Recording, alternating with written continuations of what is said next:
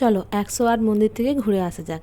আগের দিন আমি ভিডিওতে শেয়ার করেছিলাম যে 108 মন্দিরে আমরা পুজো দিতে গেছিলাম। তো আমরা তিনজনে দেখতেই পাচ্ছ বেরিয়ে পড়েছি একদম রেডি হয়ে।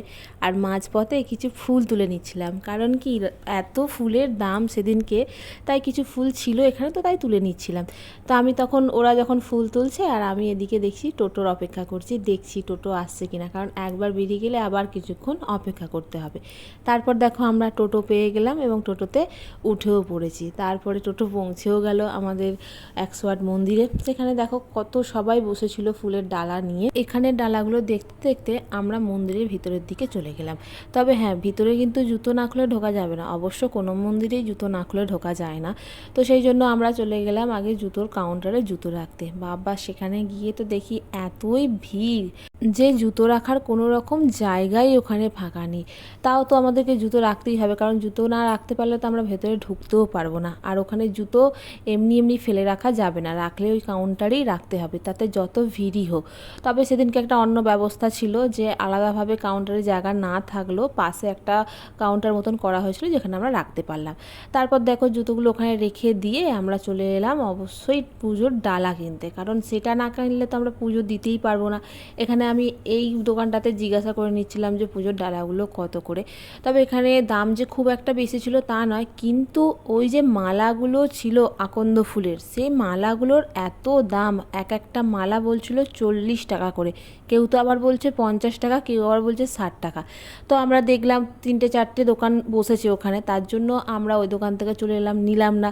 ও দোকান থেকে পেরিয়ে এসে বাকি দোকানগুলো তো জিজ্ঞাসা করছিলাম যে পুজোর ডালা কত করে প্লাস মালা কত করে।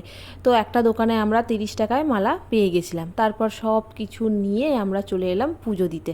তারপর দেখো এখানে আমার পুজোটা দেওয়াও হয়ে গেছে, যদিও এইখানটায় কোনো রকম ব্রাহ্মণ ছিল না, যেহেতু ভিডিও করছিলাম। আর এই হচ্ছে পুজোর অরিজিনাল লাইন, মানে ওখান থেকে আমরা পুজোটা দিয়ে তারপরে ওখানে গিয়ে একটু ভিডিও বানিয়ে নিচ্ছিলাম। যাই হোক, তারপরে দেখো গোটা মন্দিরে আমরা যেহেতু অনেক সকালবেলা গেছিলাম, তো তখন খুব একটা ভিড় ছিল না, কিন্তু যত বেলা হচ্ছিল ততই ওখানে কিন্তু ভিড় বাড়তে থাকছিল।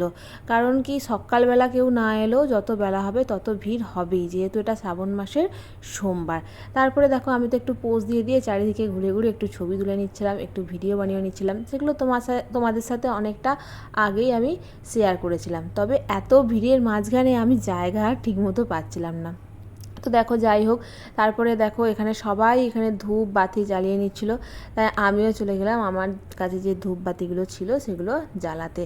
তো ভালোভাবে সেগুলো জ্বালিয়ে ঠাকুরের কাছে একটু প্রার্থনা করে তারপরে আমরা আবার চলে গেলাম আমাদের এবার সেন্টারে ফেরার উদ্দেশ্যে।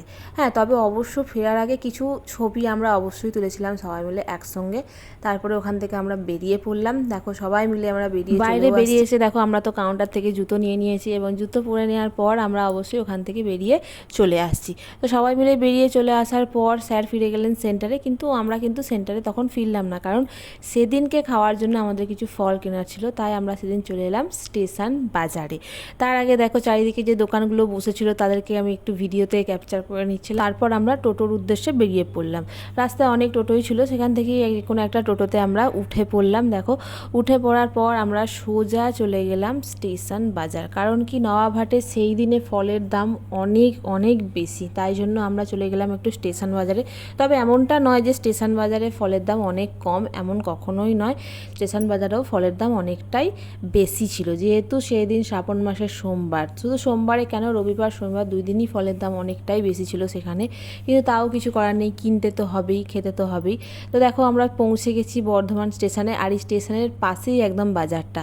তো ফলের দোকানে অনেক রকমই ফল ছিল, কিন্তু যেহেতু সব ফল আমি খাই না, শুধু সব ফল কেন, ফল খেতে আমি খুব একটা পছন্দ করি না, কিন্তু তাও সময় বিশেষে ফল খেতে হয়। তো দেখো সব ফলগুলো আমরা দেখছিলাম কোনটার কত দাম, সেটাকে ভালো করে জিজ্ঞাসা করছিলাম। জিজ্ঞাসা করার পর যে কোনো আমরা 2খানা ফল এখান থেকে নিয়েছিলাম, কারণ এখান থেকে সব ফলগুলো নিইনি, কারণ অনেকটাই এখানে দাম বেশি বলছিল। তবে যেগুলো আমরা নিয়েছিলাম সেগুলোর দামটা একটু কম পড়ছিল অন্য জায়গার তুলনায়। তারপর দেখো বাকি সমস্ত কিছু আমরা কিনে নিলাম। তো সব কিছুর ভিডিও আমি ক্যাপচার করতে পারিনি। তারপর আমরা টোটো করে ফিরে চলে এলাম সেন্টারে। এবার সেন্টারে আসার পর আমি আর আমার রুমমেট যখন আসছিলাম, তো দুজনে একটু ভিডিও বানিয়ে নিলাম। ভিডিওটা বানিয়ে অবশ্যই শেয়ার করেছি তোমাদের সাথে। তো ভিডিওটা ভালো লাগলে অবশ্যই তোমরা একটা লাইক কমেন্ট শেয়ার করে দিও।